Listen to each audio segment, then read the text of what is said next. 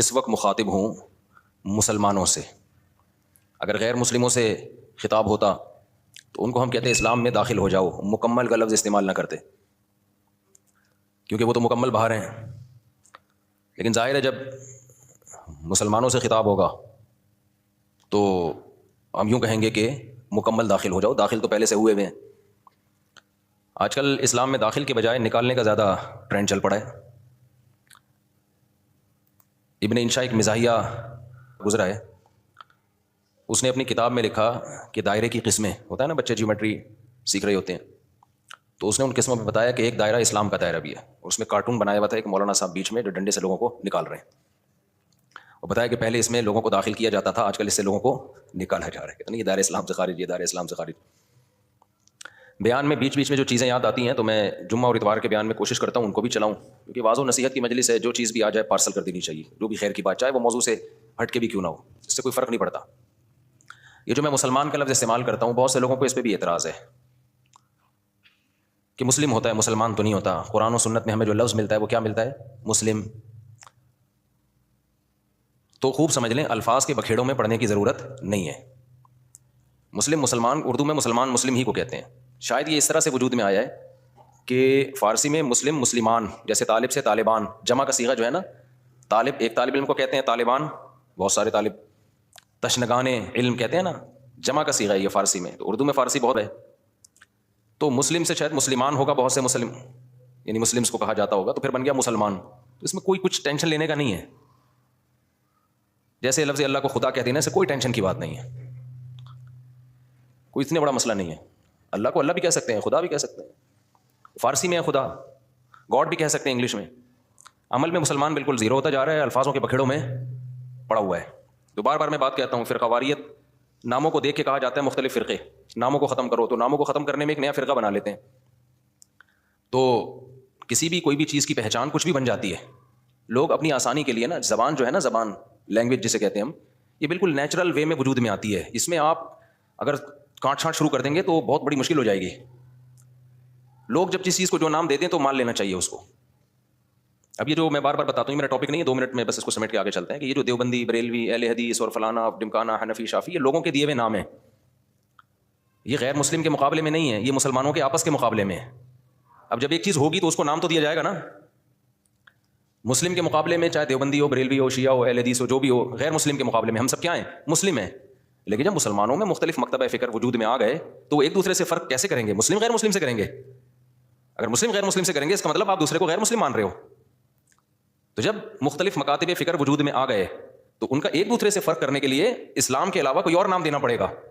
ایک آسان سی مثال دے دیتا ہوں. ہندوستان میں فرقے نہیں تھے تو کچھ لوگ تیجا چالیسواں کرتے تھے, کچھ تیجا چالیسواں نہیں کرتے تھے. اب لوگوں نے تو فرق کرنا ہے نا, تو لوگوں نے اپنی آسانی کے لیے نام دے دیا کہ یار جو نہیں کرتے ان کا تعلق زیادہ تر دیوبند کے مدرسے سے ہے, تو لوگوں نے ان کو ہائی لائٹ کر دیا کس نام سے؟ دیوبندی کے نام سے. یہ پبلک کا دیا ہوا نام ہے. اور جو تیجے 40 میں کرتے تھے وہ ایک مکتبہ فکر تھا, ان کے پاس ان کے اپنے دلائل تھے, ان سے چاہے ہم متفق ہوں یا نہ ہوں, لیکن انہوں نے کچھ بنائے دلائل, ان کی رائے تھی.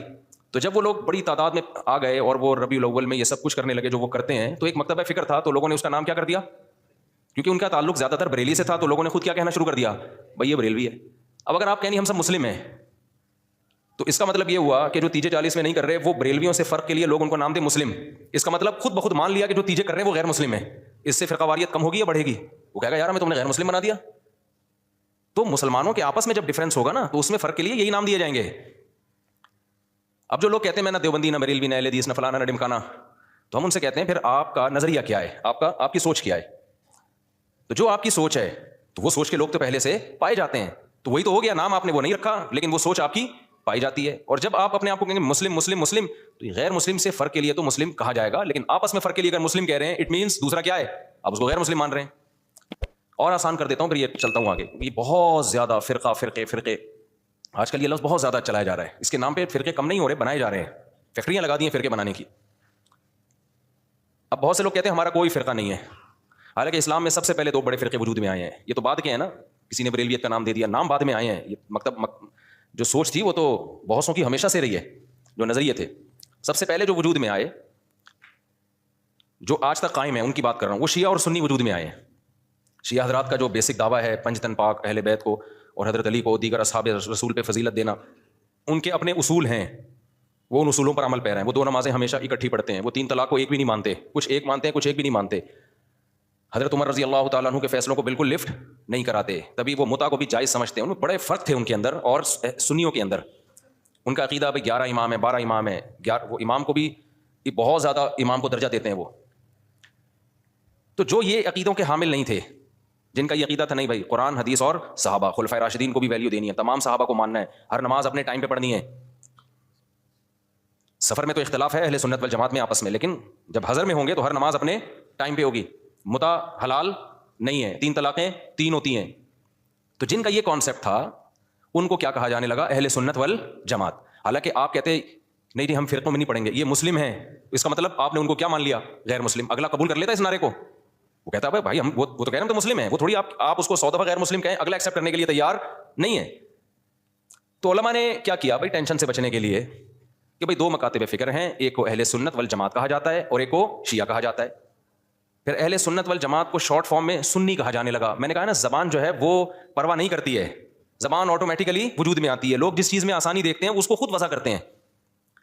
جو زبان کے الفاظ ہیں ان کو وضع کسی ادارے میں نہیں کیا جاتا، وہ آٹومیٹیکلی لوگوں کی زبان پہ. ابھی آج کے نا پروگرام تو وڑ گیا چل رہا ہے نا مارکیٹ میں، اب یہ کسی نے بیٹھ کے بنایا ہے، اب ہر جگہ یہ وڑ گیا کا لفظ. اب اصل وڑ گیا کہ جو بھی مطلب ہو، اصل وڑ گیا. مجھے کل کسی نے کہا یہ وڑ گیا بہت برا لفظ ہے، اس کا تو یہ مطلب ہے، اس کا تو وہ مطلب ہے، یہ وڑ گیا کا لفظ. میں نے کہا جو بھی مطلب ہے ابھی یہ نہیں ہے، ابھی وہ مطلب ہے جو مارکیٹ میں چل رہا ہے. وڑ گیا کا مطلب بیڑا غرق ہو گیا پروگرام کا. اچھا چھالیاں بھی آ گئی، میم سے بہت آ رہی ہیں، پروگرام تو وڑ گیا. میں شہد لینے گیا تو میں چٹان کے اوپر چڑھا ہوا تھا نا، بہت وہ ہائٹ پہ، ایک یعنی 1000 فٹ بلندی پہ شہد کے لیے میں بلوچستان کے پہاڑ پہ چڑھا. شہد کا چھتا میں نے کہا اپنے ہاتھوں سے کاٹوں گا میں، شوق ہے ہمیں اس طرح کی حرکتوں کا. اب بہت اوپر ہم چڑھ گئے، پھسلنے کا خطرہ تھا، دھڑام سے نیچے آتا. تو جب چھتا کاٹ رہا تھا میں نے کہا ایسا نہ ہو کہ پروگرام تو وڑ نہ جائے کہیں، پاؤں پھسلے اور پروگرام لوگ کہیں پروگرام تو وڑ گیا، کیونکہ ویڈیو بھی بن رہی تھی. تو اب آپ لوگوں کو سمجھاؤ نہیں وڑ گیا ایکچولی بہت اس کے برے معنی ہیں اور فلانا ہے. او بھائی کسی کا ذہن اس برے معنی کی طرف نہیں جا رہا. تو زبان بالکل نیچرل وے میں وجود میں آتی ہے اور اس کو جیسی ہے ویسے ہی رہنے دینا چاہیے، اس کو چینج نہیں کیا جا سکتا. تو اب بالکل ایسا ہی ہے کہ جو اہل سنت والجماعت تھے شارٹ میں لوگوں نے ان کو کیا کہنا شروع کر دیا؟ سنی.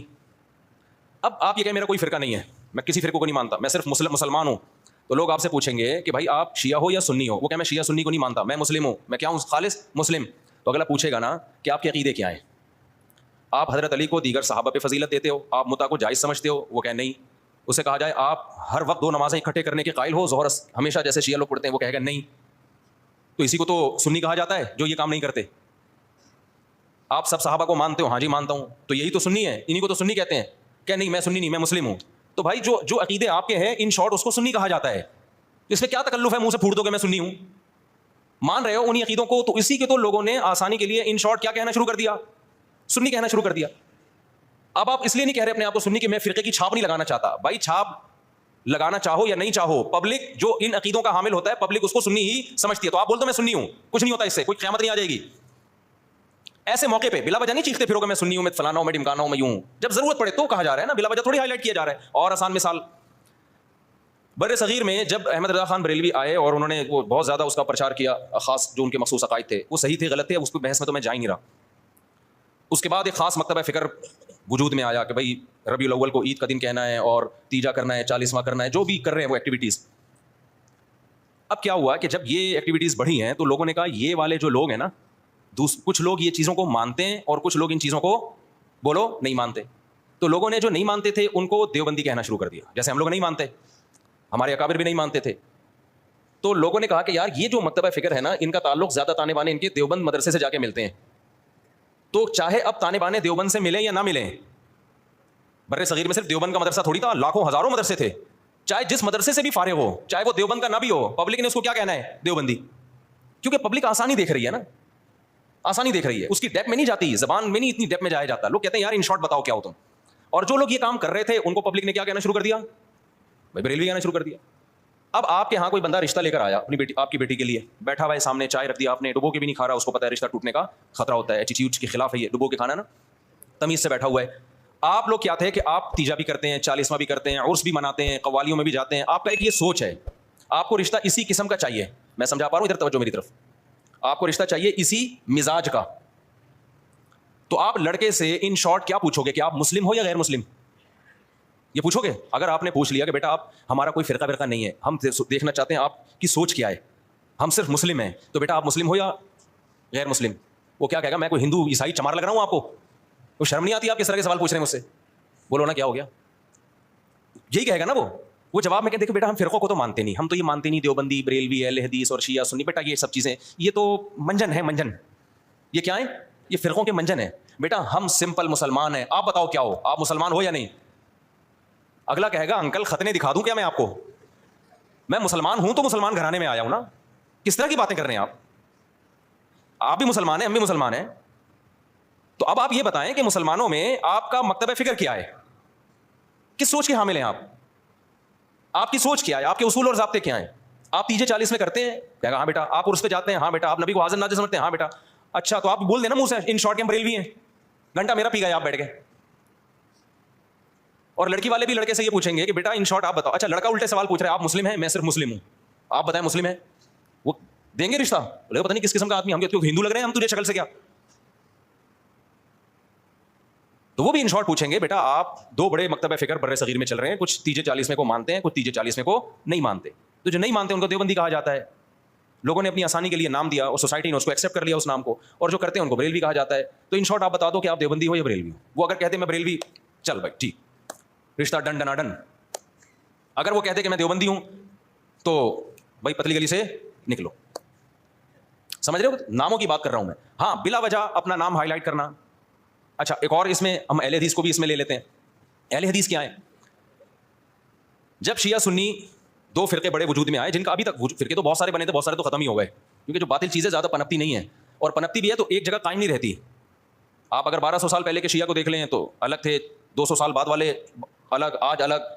تو وہ بہت یعنی ایک جگہ نہیں. آپ اہل سنت والجماعت کو دیکھیں گے نا تو جو 1200-1300 سال پہلے تھے آج بھی اسی ٹریک پر ہیں. وہ خاص طور پر جو ان چاروں مکاتب فکر کو فالو کرتے ہیں, حنفی, مالکی, شافعی, حنبلی, ان کے اصول 1300 سال پہلے لکھ لیے گئے تھے, مسائل بھی لکھ لیے گئے تھے, تو اب اس سے ہٹتے نہیں ہیں. یہ آپ کو حنفی 800 سال پہلے کا بھی وہی نظر آئے گا جو آج تھا, شافعی 800 سال پہلے کا بھی ویسے نظر آئے گا جیسا آج تھا. اگر تبدیلی ہوئی ہے تو بدعت کے حوالے سے ہوئی ہے, کسی میں بدعتیں آ گئیں, کسی میں بدعتیں کوئی ایکسٹریم لیول پہ ادھر چلا گیا, کوئی مسائل کے معاملے کی بات کر رہا ہوں جو اسلامی کا لا ہے, لا نہیں چینج ہوا کیونکہ وہ ریٹن فارم میں آ چکا تھا پہلے. تو اب میں عرض کر رہا تھا کہ دو فرقے بڑے وجود میں آ گئے, ایک کو کیا کہا جاتا تھا شیعہ, ایک کو کیا کہا جاتا تھا سنی. تو سنیوں کا جو اصول اور ضابطہ تھا وہ یہ تھا کہ قرآن سے مسئلہ دیکھا جائے, پھر نبی صلی اللہ علیہ وسلم کی صحیح احادیث سے, اس کے بعد صحابہ. تو انہوں نے اس اصول کو سامنے رکھ کے ریسرچ کی, اور باقاعدہ جیسے حدیث کو ریٹن فارم میں محدثین لے کر آئے کہ بھائی اب سینہ بسینہ کب تک چلے گی, اس کو ریٹن فارم میں لے کر آؤ, کتابیں لکھو, ضائع ہو سکتا ہے علم. تو اسی طرح جو مسائل تھے, یہ جائز ہے, یہ ناجائز ہے, یہ مکروہ ہے, یہ حرام ہے, یہ مکروہ تنزیہ ہے, فلاں کام کرنے سے سدا صاحب واجب ہوتا ہے, فلاں غلطی کرو تو سدا صاحب نہیں پوری نماز ہی لوٹانی پڑے گی, ہزاروں مسائل تھے نا. تو ائمہ کرام نے اجتہاد کیا اور مسائل کو ریٹن فارم میں لانا شروع کیا. تو جو اہل سنت والجماعت تھے وہ ان کے 4 مکاتب فکر وجود میں آئے. جو کام امام ابو حنیفہ نے کیا, اس کام سے جو متاثر ہوئے اور اس طریقے کو جنہوں نے فالو کیا ان کو کیا کہا جانے لگا؟ حنفی. اور جنہوں نے امام شافعی کو فالو کیا ان کو کیا کہا جانے لگا؟ بولتے کیوں نہیں شافعی. اب آپ بتاؤ جو امام شافعی کو فالو کرتے ان کو اگر ہم مسلم کہتے کہ نہیں, حنفی شافعی کچھ نہیں ہوتا, مسلم ہے, اس کا مطلب شافعی اگر مسلم ہے تو حنفی بھی غیر مسلم ہے؟ نہیں آئی میرا خیال ہے بات سن. تو یہ نام صحیح ہوتا؟ جنہوں نے امام مالک کو فالو کیا ان کو کیا کہا جانے لگا؟ مالکی. جنہوں نے امام احمد کو فالو کیا انہوں کو کیا کہا جانے لگا؟ حنبلی, جیسے کہ سعودی عرب میں. تو اللہ کا کرنا ایسا ہوا کہ یہ 4 اماموں کا فقہی دنیا میں چلا ہے صدیوں. بہت سارے مسائل میں ان میں اتفاق تھا. کچھ مسائل ایسے تھے کہ 2 امام ایک طرف, 2 دوسری طرف, کچھ میں 3 ایک طرف, ایک طرف. تو جو اختلافی تھے وہ اب اختلافی رہ گئے ہمیشہ کے لیے, جو اتفاقی تھے وہ کیا بن گئے؟ اتفاقی بن گئے. اب جو اختلافی تھے تو علماء نے کہا کہ بھائی چونکہ اتنے بڑے بڑے ائمہ نے ریسرچ کا کام کیا ہے, یہ اختلاف اب حل نہیں ہو سکا.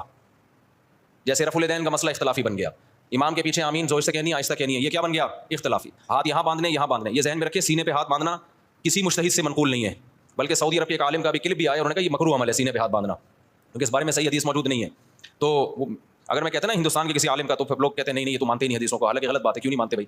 لیکن سعودیہ کے تبھی آپ نے ائمہ حرمین کو بھی دیکھا ہوگا سینے پہ ہاتھ نہیں باندھتے, وہ بھی نیچے ہاتھ باندھتے. تو 4 اماموں میں کسی کے ناف کے اوپر ہے, کسی کے ناف کے تھوڑا سا اوپر, کسی کا ناف کے بالکل اوپر. ایسا 4 میں سے کسی کی ریسرچ نہیں ہے کہ سینے پہ ہاتھ باندھے جائیں, یہاں یوں کر کے ہاتھ باندھے جائے. خیر جو باندھتے ہیں ہمیں ان سے کوئی چڑ نہیں ہے, کوئی اتنا بڑا ایشو نہیں ہے یہ. میں تو صرف یہ بتا رہا ہوں کہ یہ جو الزام لگایا جاتا ہے نا کہ یہ لوگ حدیثوں کو نہیں مانتے, یہ الزام غلط ہے. کیونکہ حدیث میں ہوتا نا تو یہ 4 اتنے بڑے بڑے مجتہدین جن کو پوری امت نے, جو تابعین تبع تابعین کے دور کے لوگ تھے, ان کو تو حدیثیں زیادہ پہنچی تھیں اور حدیث کی سند کی تحقیق زیادہ اچھے طریقے سے کر سکتے تھے, یہ قائل ہوتے اس کے. تو ابن خزیمہ کی جو روایت ہے سینے پہ ہاتھ باندھنے والی صحیح روایت نہیں ہے. مصیبت آج کل یہ ہے کہ آپ کا جو مذہب ہوتا ہے آپ وہ حدیث کو لازمی صحیح کہنا ہے مارکیٹ میں جو چل رہا ہے, اور جو مخالف کی دلیل ہے وہ لازمی کیا ہے, پہلی نظر میں ہی ضعیف ہے. یہ چل رہا ہے مارکیٹ میں. خیر, تو ان چاروں اماموں میں جب اختلاف کچھ باقی رہ گیا تو امت کے بڑے بڑے علماء نے فتویٰ دیا کہ بھائی اب یہ اختلاف ختم کرنا ممکن بولو نہیں ہے, کیونکہ صحابہ میں یہ اختلاف تھا. کوئی یہاں ہاتھ باندھتا, کوئی ہاتھ چھوڑ کے نماز پڑھتا. صحابہ میں صحیح حدیث سے ثابت ہے کہ صحابی ہاتھ چھوڑ کے نماز پڑھتے تھے, اور یہ بھی ثابت ہے صحیح سند سے کہ مدینہ والے ہاتھ چھوڑ کے نماز پڑھتے تھے. تو امام مالک نے کہا کہ بھائی مدینہ والے جب ہاتھ چھوڑ کے نماز پڑھ رہے ہیں تو نبی کی آخری نماز تو انہوں نے دیکھی ہے, تو میں ہاتھ چھوڑ کے نماز کے قائل ہوں. ٹھیک ہے, ہاتھ باندھنے والی حدیثیں ہیں لیکن وہ پرانے زمانے کی ہیں. مدینہ کس کو فالو کر رہا ہے, نبی کے آخری عمل کو فالو کر رہا ہے, تو میں ہاتھ چھوڑ کے نماز. تبھی مالکیہ پوری دنیا میں جہاں بھی ہیں کیسے نماز پڑھتے ہیں, بولتے کیوں نہیں ہاتھ چھوڑ کے. اب کبھی ہمیں ہاتھ چھوڑا ہوا بندہ نظر آ جائے نماز پڑھ رہا ہے تو ہمیں اشکال ہوتا ہے یار ساری دنیا تو ہاتھ باندھ کے نماز پڑھ رہی ہے, یہ کیوں چھوڑ رہا ہے. تو ہم بجائے اس کے کہ بولیں یہ مسلم ہے یا میں مسلم ہوں, تو کیا مطلب وہ غیر مسلم ہندو ہے وہ. تو ان شارٹ ہم کیا کہتے ہیں, یہ فقہ مالکیہ کو فالو کرتے ہیں. یہ کیا کرتے ہیں بھائی, یعنی مالکی ہیں. یہ کیا مطلب, یہ امام مالک کی جو تحقیق ہے اس کو زیادہ اس پر اعتماد کرتے ہیں. حدیثوں میں تو سب کچھ ملے گا آپ کو, جب سب کچھ ملے گا تو کسی نے ایک حدیث کو ترجیح دی, دوسری میں تعویل کی, کسی نے دوسری کو ترجیح دی, اس والی حدیث میں تعویل کی. میں سمجھا پا رہا ہوں اپنی بات. اور یار بہت سے نئے لوگ آ جاتے ہیں تو پرانی مثال دوبارہ ریپیٹ کر دیتا ہوں تاکہ یہ ٹاپک منجٹ ہو جائے, اس ٹاپک کی کمپلیٹ ہو جائے, پروگرام بڑے نہیں. دیکھو نبی صلی اللہ علیہ وسلم نے بنو قریظہ کی طرف, بخاری مسلم کی حدیث ہے, ایک لشکر کو روانہ کیا. خوب غور سے سننا تاکہ یہ فرقواریت کے نام پہ جو گند پھیلایا جا رہا ہے نا معاشرے میں, پہلے فرقواریت پھیلائی جا رہی تھی لیکن صاف پتہ چلتا تھا یہ فرقہ پرست ہے. اب لیبل لگایا جا رہا ہے اتحاد امت کا, لیبل چینج کر دیا لیکن فرقواریت پہلے سے زیادہ پھیلائی جا رہی ہے. لیبل چینج ہو رہا ہے اب خالی, یعنی اس طریقے سے پھیلائی جا رہی ہے کہ سانپ بھی مر جائے اور لاٹھی بھی نہ ٹوٹے. تو دیکھو نبی صلی اللہ علیہ وسلم نے بنو قریظہ کی طرف لشکر روانہ کیا. صحابہ کرام کا توجہ ہے نا آپ کی میری طرف. جب لشکر روانہ کیا تو آپ صلی اللہ علیہ وسلم نے صحابہ سے فرمایا کہ تم میں سے کوئی عصر کی نماز اس وقت تک نہ پڑھے جب تک بنو قریظہ نہ پہنچ جائے. اب صحابہ کے پاس اس سے زیادہ صحیح حدیث کوئی ہو سکتی تھی, اس کی تو کوئی سند بھی نہیں ہے, ڈائریکٹ سن رہے ہیں نبی کے زبان اقدس سے. جتنے بھی یہ صحابہ تھے نبی نے سب کو کہا عصر کی نماز جب تک بنو قریظہ نہ پہنچ جاؤ تمہیں پڑھنے کی اجازت. جملہ کمپلیٹ کریں, نہیں ہے. اللہ کی قدرت کے جب راستے میں وہ گئے ہیں تو نماز قضا ہونے لگی, دیر ہو گئی ان کو مقام تک پہنچنے میں. اب صحابہ پریشان ہو گئے, بھائی اب پڑھیں گے نہیں پڑھیں. بعض حضرات نے کہا بھائی نبی کا آرڈر ہے نہیں پڑھنی, قضا کریں گے نماز, کیونکہ ہم تو نبی کے حکم کے محتاج ہیں. ہم پڑھتے کیوں تھے, نبی نے حکم دیا تھا نا, تو جب نبی نے چھوڑنے کا حکم دیا ہے تو چھوڑیں گے ہم. دوسرے صحابہ نے کہا کہ نہیں بھائی, نبی کا مطلب یہ تھوڑی تھا کہ قضا کر دو. آپ جب کسی کو بھیجتے ہیں کہ بھائی یہاں سے حیدرآباد جا رہے ہو, دیکھو بیٹا وہیں پہ نماز پڑھنا, راستے میں خطرہ ہے, کوئی بھی مسئلہ ہو سکتا ہے, تو مطلب آپ کو یقین ہے کہ اثر تک پہنچ جائے گا, قضا کرنے کی تھوڑی اجازت ہے. کیونکہ قرآن میں آتا ہے حافظوا علی الصلوات والصلاۃ الوسطیٰ, درمیانی نمازوں کی حفاظت کرو. درمیانی تو عصر کی نماز ہے, اس کی تو خاص تاکید ہے. تو نبی کا حکم تو یہ ہے, لیکن نبی کا مقصد یہ بولو نہیں تھا. نبی عالم الغیب تھوڑی, ان کو کیا پتا تھا کہ قضا کر لیں گے, تو اس لیے ہم پڑھیں گے. اب دو جماعتیں بن گئیں, ایک نے کہا ہماری رائے ہے کہ ہم نے پڑھنی ہے, دوسرے نے کہا ہماری رائے ہے کہ ہم نے. دونوں کا مقصد کیا, خواہش نفس تھا.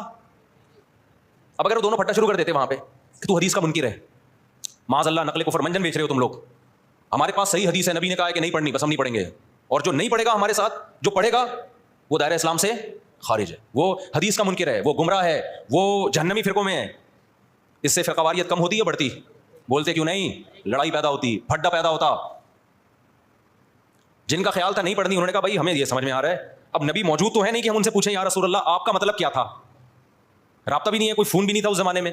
دوسرے فریق نے کہا بھائی ہمیں تو یہی لگ رہا ہے کہ نبی کا یہ مفہوم نہیں تھا, وہ تو ہمیں آسانی کے لیے نبی نے حکم دیا تھا, راستے میں خطرات ہوتے ہیں, قضا تھوڑی ہو سکتی ہے, ہمیشہ پڑھی ہے بھائی, تو آج بھی پڑھیں گے ہم. انہوں نے پڑھ لی.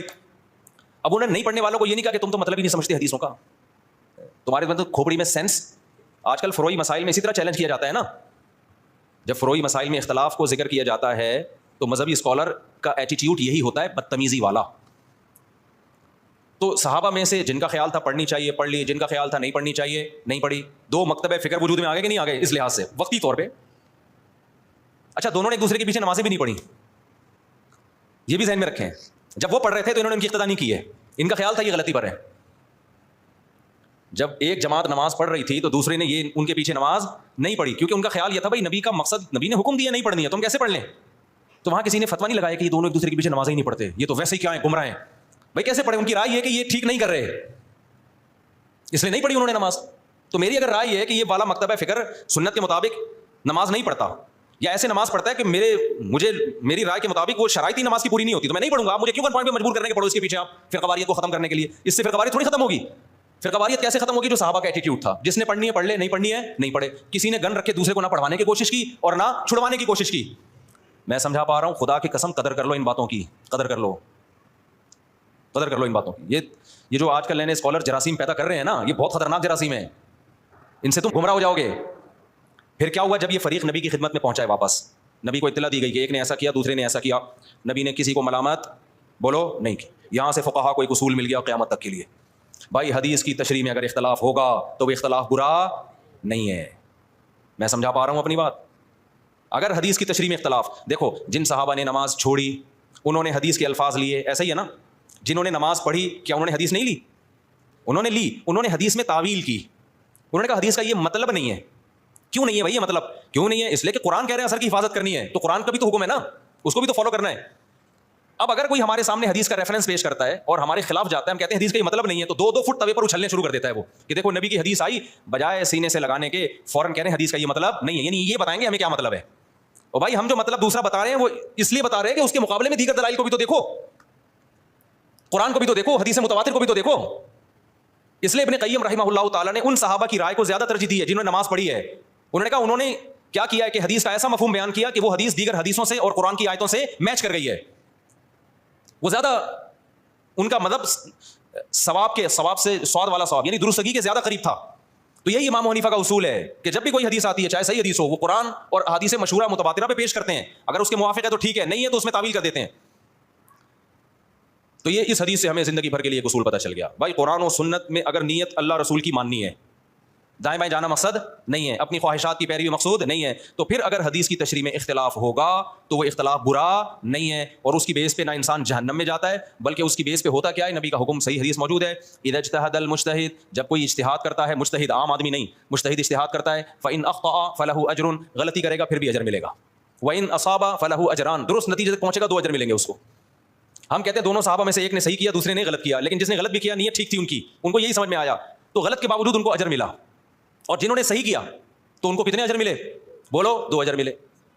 لیکن اتنی بات ثابت ہو گئی کہ نہ انہوں نے ان پہ طعنہ تشنیع طنز کیا، نہ انہوں نے ان پہ طنز کیا. اب ہوا یہ کہ چاروں اماموں نے جب اجتہاد کیا تو اس کے نتیجے میں بھی یہی ہوا ہے کہ بہت سے مسائل میں آپس میں کیا ہو گیا؟ اتفاق. مثال کے طور پر اس مسئلے میں اتفاق ہو گیا کہ حالت اقامت میں حضر میں 5 نمازیں اپنے ٹائم پہ پڑھی جائیں گی، 2 نمازیں اکٹھی نہیں کی جائیں گی. سفر میں 3 امام اس کے قائل ہوئے کہ 2 اکٹھی کی جائیں گی. امام صاحب نے